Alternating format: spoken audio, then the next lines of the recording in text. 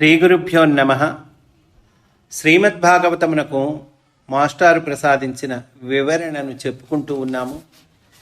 అందులో భాగంగా శ్రీహరి లీలావతారములు అనేటువంటి అంశంలో మనం ఉన్నాము. బ్రహ్మగారు నారదునికి ఉపదేశం చేస్తూ ఉన్నారు. శ్రీహరి యొక్క లీలావతారాలన్నీ కూడా వరుసగా చెప్తూ ఉన్నారు. అందులో మనము కృష్ణావతారం దగ్గర ఉన్నాము. నరకాసురుడు, మురుడు, ప్రలంబుడు మొదలగు దుష్టులందరి సంహారము కృష్ణావతారమున జరిగెను అని చెప్తూ ఉన్నారండి బ్రహ్మగారు. ఇక్కడ మాస్టర్ వివరణిస్తున్నారు. ఎవరి సంహారం ఎట్లా జరిగింది మనకి చక్కగా తెలియచేస్తున్నారండి. కృష్ణుడు పెద్దవాడైన వెనుక సత్యభామతో కూడా పోయి నరకాసురుని చంపెను. కనుక నరకాసురుడు, మురుడు, ప్రలంబుడు, కాలయవనుడు, ముష్టికుడు ఇట్లా వరుసగా చంపారు. కృష్ణావతారమున శ్రీకృష్ణుడు వాళ్ళని సంహరించాడు అని లిస్ట్ ఇచ్చారు. ఆ లిస్టు ప్రకారమే ఎవరు ఎట్లా సంహరింపబడ్డారు అనేటువంటిది మాస్టర్ వివరణిస్తున్నారు. కృష్ణుడు పెద్దవాడైన వెనుక సత్యభామతో కూడా పోయి నరకాసురుని చంపెను. నరకాసురుని పట్టణముపై దండెత్తినప్పుడు నరకుని యుద్ధభటుడు మురుడు అనువాడు ఎదుర్కొనగా వానిని చంపెను. ప్రలంబుడు పెద్ద శరీరమును ధరించి కృష్ణ బలరాములను ఎత్తుకొని భుజములపై నుంచుకొని చంపుటకు కొనిపోవుచుండగా వానిని బలరాముడు చంపెను. కాలయవనుడు కృష్ణుని తరుమగా కృష్ణుడు పోయి గుహలోనికి దూరి యోగనిద్రలోనున్న ముచికుందిని చాటున నక్కెను. చీకటిలో ముచికుందుని కృష్ణుడు అనుకొని యవనుడు కాలితో గట్టిగా తన్నెను. ముచికుందుడు యోగనిద్ర నుండి లేచి తేరిపారా చూడగా కాలయవనుడు భస్మమయ్యను. అటుపైన ముచికుందుడు శ్రీకృష్ణుని దేవునిగా దర్శించి స్తోత్రము చేసెను. దీనిని బట్టి శ్రీకృష్ణుడు కాలయవనుని చంపగలిగినను ముచికుందునిచే చంపించుట లీలయని తెలియచున్నది. ఇది భగవత్ లీలండి. శ్రీకృష్ణుడు చంపగలడు కాలయవనుని, అయినా సరే ముచికుందుని ద్వారా చంపించాడు. పౌండ్రక వంశమున పుట్టిన వాడు ఒకడు వాసుదేవుని పేరు పెట్టుకుని కృష్ణునకు పోటీగా శంఖము, చక్రము మొదలగు ఆయుధములను చేయించుకొని కృష్ణుడు యాదవుడనియు తాను సరి అయిన ప్రభువుననియు ప్రకటించి నారదునితో ప్రగల్భములు పలికి తన్ను పూజింపుమని ఆజ్ఞాపించెను. నారదుడు నీచముగా నిందించెను. నారదుడు శపించునని భయపడి వాడు ఊరకుండెను. అతడు ఒకనాడు ద్వారకను ముట్టడింపగా కృష్ణుడు వధించెను. ఎవరి సంహారం ఎట్లా జరిగింది చెప్తూ ఉన్నారండి. ఆ రకంగా పౌండ్రక వాసుదేవుణ్ణి వధించాడు. కృష్ణుడు మొట్టమొదటగా మధురాపురికి వచ్చినప్పుడు వానిని చంపుటకు కువలయాపీడమను మదపటేనుగును వానిపైకి కంసుడు తోలించెను. కృష్ణుడు ఆయుధము లేకయే ఏనుగుని చంపెను. ఆయుధం కూడా లేకుండా ఏనుగుని, అంతటి మదపటేనుగుని సంహరించాడండి. ముష్టికుడు కంసుని ఆస్థానమున మల్ల యుద్ధము చేయు వీరుడు, వానిని కృష్ణుడు చంపెను. విష్ణు సహస్రనామము మున్నగు తావులందు శ్రీకృష్ణుడు చాణూరుని చంపినట్లు ఉన్నది. ఇచ్చటను ప్రలంబాసురుని విషయమునను కృష్ణ బలరాములు ఒకే అవతారముగా చెప్పబడెను. మనకి తెలుసు, ముష్టికాసుర చాణూర మల్ల యుద్ధ విశారద అని వస్తుంది కదండి. కనుక బలరాముడు కృష్ణుడు ఇద్దరు కలిపి చేసినటువంటి సంహారం ఇది. ఇచ్చటను ప్రలంబాసుడిని బలరాముడు చంపాడు. కానీ ఇక్కడ అంటే ఈ ముష్టిక చాణూరుల సంహారంలోను ఈ ప్రలంబాసురుని విషయంలోనూ కృష్ణ బలరాములు ఒకే అవతారముగా చెప్పబడెను అంటున్నారు. కనుక బలరాముడు చంపినను స్థూలముగా హరి చంపెనని చెప్పబడినది. శిశుపాలుడు కృష్ణునకు మేనత్త అయిన సాత్వతి కొడుకు. కృష్ణుడికి మేనత్త ఉందండి, ఆవిడ పేరు సాత్వతి. ఆవిడ కొడుకు శిశుపాలుడు. అతడు ధర్మరాజు రాజసీయమునకు కృష్ణుని ఎదిరింపగా కృష్ణుడు చక్రముచే వాని శిరస్సు ఖండించెను. వాని తమ్ముడే దంతవక్త్రుడు, శిశుపాలుని తమ్ముడే దంతవక్త్రుడు. వత్సాసురుడు ఆవు దూడ రూపమున పశువుల పాకలో ఉండి గోవులను చంపి తినగా కృష్ణుడు వానిని చంపెను. బకాసురుడు కొంగ రూపమున వచ్చి కృష్ణుని ముక్కుతో చంపబోగా వాని ముక్కు పట్టి కృష్ణుడు చీల్చి చంపెను. అఘాసురుడు కొండ చిలువ రూపమును ధరించి గోవులను గోపబాలులను కృష్ణుని కూడా మృంగెను. లోపలి నుండి వాని పొట్ట చీల్చి చంపి కృష్ణుడు తన ఆశ్రితులను రక్షించెను. రుక్మి అనువాడు రుక్మిణి సోదరుడు. కృష్ణుడు రుక్మిణిని అపహరించగా రుక్మి అడ్డుపడి యుద్ధము చేసెను. కృష్ణుడు వానిని జయించి పరాభవించి పంపెను. కనుక రుక్మిణి చంపలేదండి, జయించి పరాభవించి పంపించేశాడు. బలరాముడు, భీముడు, అర్జునుడు మరియు విల్లములు ధరించిన వీరుల రూపములు నిమిత్తముగా క్రూరులు దుష్టులు అగు రాజులను యుద్ధభూమి యందు సంహరించి భూభారమును పోగొట్టి మంచివారిని రక్షించినట్టి శాశ్వతుడైన శ్రీకృష్ణుడు ఎప్పుడును నేను ధ్యానించుచున్నాను. అంటే అటువంటి శ్రీకృష్ణుణ్ణి ఎప్పుడు నేను ధ్యానించుచున్నాను అని అంటూ ఉన్నారండి బ్రహ్మగారు. ఇంకా వ్యాసావతారము గురించి తెలిపెదను. కృష్ణావతారం కూడా చెప్పారు, ఆ తర్వాత వ్యాసావతారం గురించి చెప్తూ ఉన్నారు బ్రహ్మగారు. ప్రతి కలియుగము చివరను మానవులు సంకుచిత స్వభావులు, అల్పాయువులు, కష్టములను కొని తెచ్చుకొని వారు అగుదురు. అట్టి వారికి వేదము బోధపడనిది అగును. అట్టి దురవస్థ సంభవించినప్పుడెల్లా నారాయణుడు వ్యాసుడై దిగివచ్చి శాశ్వతములైన వేదవృక్ష శాఖలను స్వయముగా విభజించి పెట్టును. ఇక్కడ మనకి ప్రతి కలియుగము చివరను అంటున్నారండి. అంటే వ్యాస అవతారము ఏదో ఒక్కసారికి సంబంధించింది కాదండి. ప్రతి కలియుగం చివరిలో వ్యాసుడు ఉదయిస్తాడు, వ్యాసావతారము సంభవిస్తుంది. వ్యాసుడు దిగివచ్చి శాశ్వతములైన వేదవృక్ష శాఖలను స్వయముగా విభజించి పెట్టును. ఎవరు? నారాయణుడే వ్యాసుడై దిగి వస్తాట.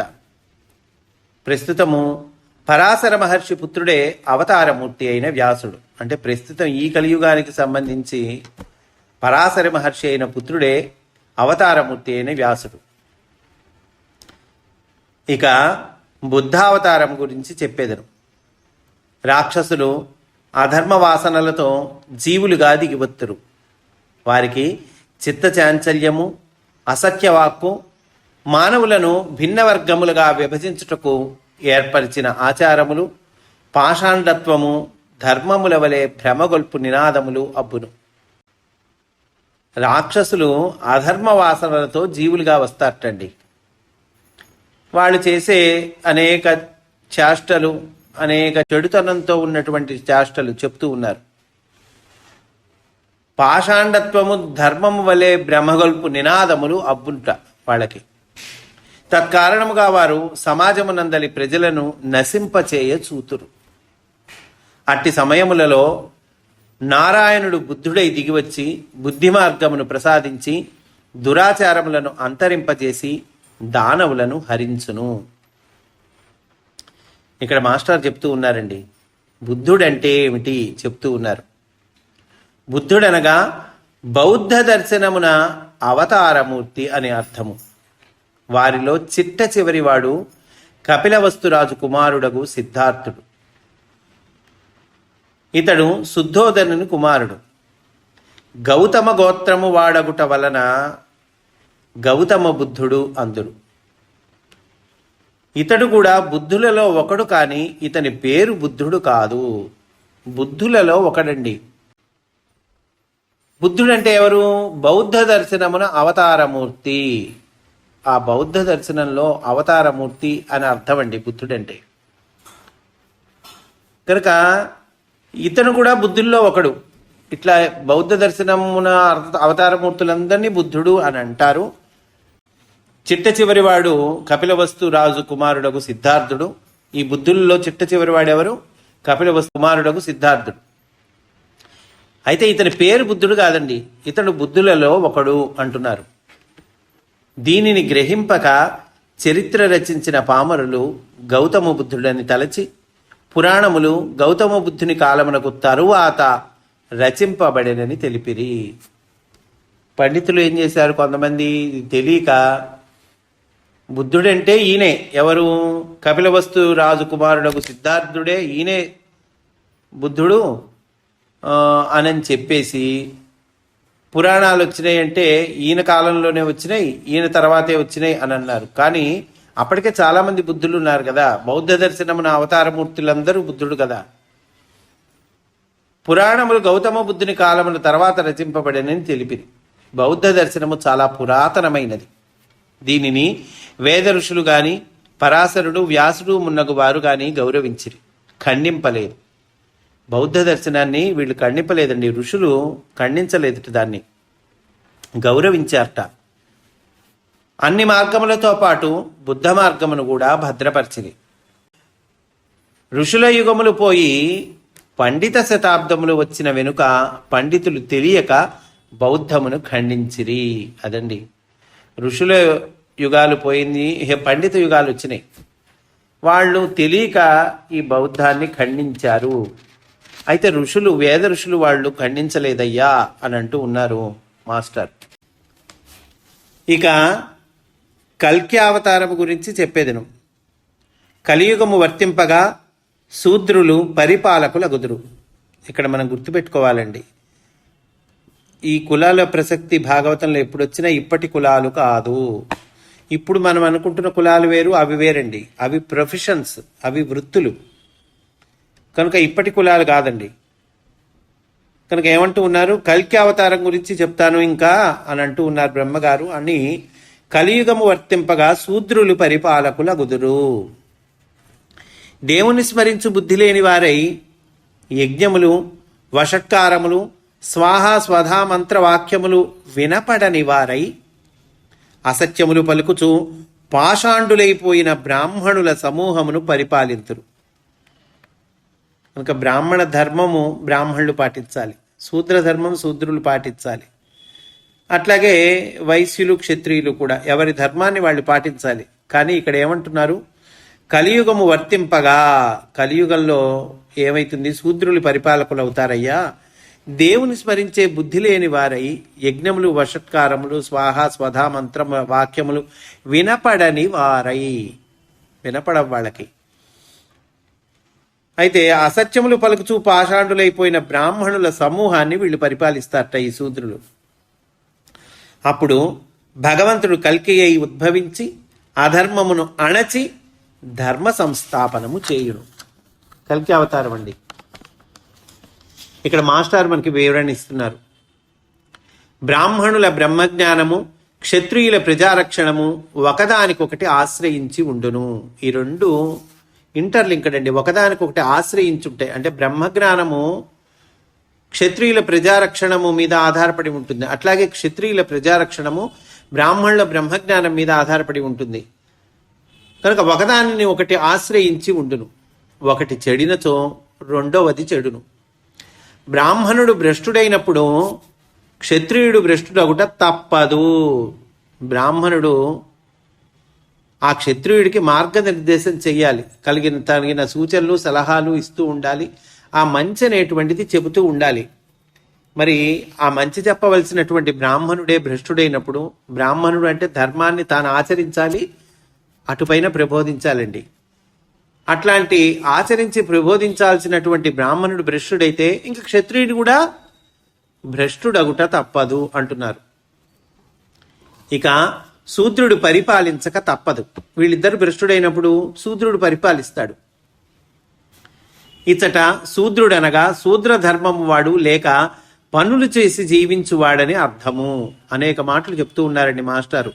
ఇప్పుడు అనుకున్నటువంటి కులాలు కాదు ఇవి. శూద్రుడంటే శూద్ర ధర్మము వాడు, ఆ ధర్మాన్ని పాటించేవాడు, లేక పనులు చేసి, శరీర శ్రమ పనులు చేసి జీవించేవాడు అని అర్థము అంటున్నారు. మళ్ళోసారి మనకి చెప్తున్నారు, పనులు చేయవలసిన వాడు పరిపాలనకు దిగినచో అనేక వృత్తులు నశించును. రకరకాల వృత్తులు ఉన్నాయి కదండి మనకి. చేతి వృత్తులు, కుమ్మరి వృత్తి, మంగలి వృత్తి, చాకలి వృత్తి, ఇట్లా వాళ్ళ వృత్తులు వాళ్ళకు ఉన్నాయి. అవి మనం పెట్టుకున్న పేర్లు కావచ్చు, పోనీ ఇంకో పేర్లు అవ్వచ్చు. రకరకాల వృత్తులు ఉన్నాయి. వృత్తి వాళ్ళ కుల వృత్తి, వాళ్ళ వర్ణ వృత్తి ఉన్నాయి కదండి. కనుక శూద్ర ధర్మము వాడు లేక పనులు చేసి జీవించువాడు అని అర్థం. పనులు చేయవలసిన వాడు పరిపాలనకు దిగించో అనేక వృత్తులు నశించును. మరి అసలు పని చేయాల్సిన వాడు పరిపాలనలోకి వెళ్ళిపోయాడు, అందువల్ల వృత్తులు నశించిపోతాయి. దానితో బ్రాహ్మణులు ఉండరు. కలియుగమున బ్రాహ్మణులను పేరే గాని అందరూ శూద్రధర్మమును అవలంబితురు. అనగా జీవనోపాధికి మాత్రమే మంచి పనులు చేయుట, దానితో సత్కర్మలు కృషించుట జరుగును. శూద్రుడు పరిపాలకుడగుట అనగా పరిపాలనము కూడా జీవనోపాధికి మార్గముగా వర్తించుటయే గాని ధర్మరక్షణము కాకుండుట. పరిపాలన చేస్తూ ఉన్నాడు శూద్రుడు, కానీ ఎందుకోసం చేస్తూ ఉన్నాడు? అతని జీవనోపాధికి, అతను కుటుంబము అతను పోషింపబడాలి. అట్లాగే లక్షల లక్షలు, కోట్లు కోట్లు బ్యాంకులో వేసుకోవాలి, తరతరాలు చక్కగా ఉండాలి. అందుకోసం పరిపాలన చేస్తూ ఉన్నాడు, అంతేగాని ధర్మరక్షణ కొరకు కాదు. ఈ స్థితి పెచ్చు పెరిగినప్పుడు, అంటే ఎవరు చేయాల్సిన పని వాళ్ళు చెయ్యట్లా, అటువంటి ఈ సంకట స్థితి పెచ్చు పెరిగినప్పుడు ఏమైతుంది? నారాయణుడు శంబళ గ్రామమున విష్ణుయసుడను సద్బ్రాహ్మణునకు పుత్రుడై పుట్టును. ఆ ధర్మము నడచి ధర్మ సంస్థాపనము చేసి చిరంజీవియు శంతనుని సోదరుడకు దేవాపిని మంత్రిగా చేసి మరువునకు పట్టాభిషేకము చేసి తాను తపోవనములకు ఏగును.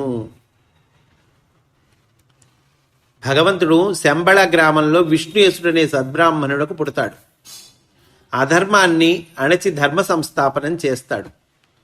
దేవాపిని మంత్రిగా చేసి, దేవాపి అంటే శంతనుని సోదరుడు, దేవాపిని మంత్రిగా చేసి మరువుకి పట్టాభిషేకం చేసి తాను తపస్సుకు వెళ్ళిపోతాడు అని చెప్తూ ఉన్నారు. ఇంకా బ్రహ్మగారు అంటూ ఉన్నారండి, మరియు నారద ఈ చెప్పిన అవతారములను గూర్చి కొన్ని విశేషములను వివరించును. ఇప్పుడు మనము సంభాషించుతున్న కాలమునకు వరాహ అవతారములు మొదలగు కొన్ని అవతారములు అయిపోయినవి. బ్రహ్మగారు నారదునికి ఉపదేశం చేసేటువంటి కాలానికి కొన్ని అవతారాలు అప్పటికే జరిగిపోయినాయండి. వరాహ అవతారము మొదలగు కొన్ని అవతారములు అయిపోయినవి, వాని ప్రయోజనము తీరినది. మన్వంతరముల యందు కొన్ని అవతారములు వచ్చును, కొన్ని రావు. ప్రస్తుత కాలమున భగవంతుడు ధన్వంతరి, పరశురాముల అవతార రూపములు ధరించి ఉన్నవాడు. ప్రస్తుత కాలంలో అంటే బ్రహ్మగారు నారదునికి ఉపదేశం చేస్తున్నటువంటి కాలంలోటండి భగవంతుడు ధన్వంతరి, పరశురాముల అవతారముల రూపం ధరించి ఉన్నట్ట. అంటే కాలము పరంగా ఎక్కడ ఉన్నారో చెప్తూ ఉన్నారండి. బ్రహ్మగారు నారదునికి ఉపదేశం చేసేటువంటి కాలం ఏ కాలం, అది ఎప్పటి కాలము, ఏ సమయము అంటే కనుక ధన్వంతరి పరశురాముల అవతారము రూపములు ధరించి ఉన్న వాడు ఆ టైంలో అండి. ఇంకా తర్వాత అవతారం ఏంటి? శ్రీరాముడు. కనుక రాబో కాలమున శ్రీరాముడు మొదలగు అవతారములు ధరించును అని అంటూ ఉన్నారు బ్రహ్మగారు. ఇక్కడ మాస్టర్ వివరణ ఇస్తున్నారండి మనకి. ప్రథమ స్కందమున కూడా భగవంతుని లీలావతారములు వర్ణింపబడినవి. మనం చెప్పుకున్నాం, ప్రథమ స్కందంలో కూడా భగవంతుని లీలావతారాలు చెప్పుకున్నామండి. ద్వితీయ స్కందమున మరికొంత వివరముగా వర్ణింపబడినవి. ప్రథమ స్కందమున వర్ణింపబడిన అవతారములు 24. ప్రథమ స్కందంలో ఎన్ని అవతారాలు వర్ణింపబడ్డాయి అంటే 24 అండి. ద్వితీయ స్కందమున వర్ణింపబడినవి 25. అయితే కొద్దిగా తేడా ఉంది. ప్రథమ స్కందంలో 24 అవతారాలు వర్ణింపబడ్డాయి, ద్వితీయ స్కందంలో 25 అవతారాలు వర్ణింపబడ్డాయి. ఏమిటా తేడా? ప్రథమ స్కందమున వర్ణింపబడక ద్వితీయ స్కందమున క్రొత్తగా వర్ణింపబడినవి కొన్ని ఉన్నాయండి. అవి 4 ఉన్నాయిట. ప్రథమ స్కందంలో వర్ణింపబడలేదు, ద్వితీయ స్కందంలో క్రొత్తగా వర్ణింపబడినవి. ఏమేంటవి? ధ్రువుడు, వృషభుడు, హయగ్రీవుడు, మనువు. ఈ 4 ద్వితీయ స్కందంలో వర్ణింపబడ్డారు, ప్రథమ స్కందంలో వర్ణింపబడలేదు. అలాగే ప్రథమ స్కందమున వర్ణింపబడిన నారదుడు, మోహిని, ఉరుక్రముడు ద్వితీయ స్కందమున వర్ణింపబడలేదు. ఈ నారదుడు, మోహిని, ఉరుక్రముడు వీళ్ళ ముగ్గురు కూడా ప్రథమ స్కందంలో వర్ణింపబడ్డారు, కానీ ద్వితీయ స్కందంలో వర్ణింపబడలేదు.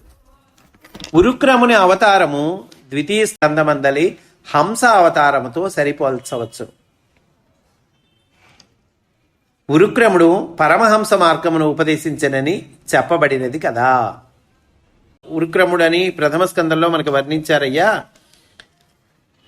దానికి ద్వితీయ స్కందంలో హంస అవతారం ఒకటి వర్ణించారు, ఈ రెండింటికి సరిపోల్చవచ్చు అంటున్నారు. ఎందుకంటే ఉరుక్రముడు పరమహంస మార్గమును ఉపదేశించనని చెప్పబడినది అంటున్నారు. ప్రథమ స్కందమందలి ఆది పురుషావతారము ద్వితీయ స్కందమందలి ఆది మూల మనవడు హరి అవతారమునకు సరిపోవును. ఈ రకంగా మనం 2 స్కందాల్లో పేర్కొనబడిన అవతారాల్ని మొత్తం కూడా లెక్కిస్తే ఎన్ని వస్తాయండి? మనకి 27 వస్తాయి. అంటే ఇందులో కొన్ని ఉన్నాయి, అందులో కొన్ని లేవు. మొత్తాన్ని మనం క్రోడీకరించుకుంటే మొత్తం 27 అవతారాలు వస్తాయిటండి. ఏమిటి ఆ అవతారాలు? లిస్టు చెప్పుకుందాం ఒక్కసారి. వరాహము, ఆది పురుషుడు, సనకాది కుమారులు, నారదుడు, నరనారాయణులు, కపిలుడు, దత్తాత్రేయుడు, యజ్ఞమూర్తి, ఉరుక్రముడు, పృథువు, మత్స్యమూర్తి, కూర్మము, ధన్వంతరి, మోహిని, నృసింహుడు, వామనుడు, పరశురాముడు, వ్యాసుడు, శ్రీరాముడు, కృష్ణుడు, బలరాముడు, కల్కి, బుద్ధుడు, ధ్రువుడు, ఋషభుడు, హయగ్రీవుడు, మనువు. మొత్తం 27 అవతారాలండి భగవంతుడి అవతారాలు. అంటే ద్వితీయ స్కందంలో, ప్రథమ స్కందంలో రెండింటిలో చెప్పినటువంటి ఈ అవతారాలని మనం క్రోడీకరించుకుంటే మొత్తం 27 వస్తాయి భగవంతుడి అవతారాలు. పురాణ సంకేతములను అనుసరించి 14 మనువులను అమావాస్య పూర్ణిమలు కాక మిగిలిన తిథులకు అధిపతులు. 27 అవతారాలు చెప్పాం కదండి మనం. 27 అవతారాలట పురాణ సంకేతాలను అనుసరిస్తే కనుక 14 మనువులను అమావాస్య పూర్ణిమలను కాక మిగిలిన తిథులకు వీళ్ళ అధిపతులు. అట్లే ఈ లీలావతారములు నక్షత్రములకు అధిపతులు. మనకి 27 నక్షత్రాలు ఉన్నాయి కదండి, కనుక ఈ లీలావతారాలు నక్షత్రములకు అధిపతులు. ద్వితీయ స్కందమున నవతారములకును కల్పములకును కల కాల సంబంధము స్థూలముగా నిర్దేశింపబడినది. బ్రహ్మ నారదునకు చేసిన ఉపదేశము ధన్వంతరి అవతార కాలమున అని నిర్దేశింపబడినది. అంతే కదండి. బ్రహ్మ నారదునికి ఉపదేశం చేసిన కాలమేమి అంటే ప్రశ్నకి సమాధానం ఏంటి? ధన్వంతరి అవతార కాలమున అని చెప్పుకున్నాం మనం. మరియు శ్రీకృష్ణుడు చూపిన లీలలకు సంబంధించిన వయస్సు కూడా కొంత నిర్దేశింపబడినది. మిగిలినవి రాబోవు కృష్ణావతార ప్రశంసా సందర్భముల యందు చెప్పబడును. కాలానికి సంబంధించిన మిగిలిన విషయాలు మనకి కృష్ణావతార ప్రశంసా సందర్భాల్లో చెప్పబడ్డాయటండి. ఈ 2 తావులందును చెప్పబడిన లీలావతార వర్ణనము ధ్యానము నిల్చుటకు, కల్మషములు హరించుటకు చేయబడిన సగుణమూర్తి లీలల వర్ణనమే. ఇవి కాక మరియు అవతారములు పెక్కులున్నవని చెప్పబడినది. ఇవి మాత్రమే కాదుటండి, ఇంకా చాలా ఉన్నాయిట హరి అవతారాలు అని చెప్పబడినది అని అంటూ ఉన్నారు మాస్టర్. కనుక ఇంతటితో మనకి శ్రీహరి లీలావతారములు అనేటువంటి అంశము పూర్తయింది. రేపు మనము అవతారముల విభాగము అనేటువంటి అంశములోకి ప్రవేశిస్తాము అని సవినయంగా మనవి చేసుకుంటూ స్వస్తి. వాసుదేవ.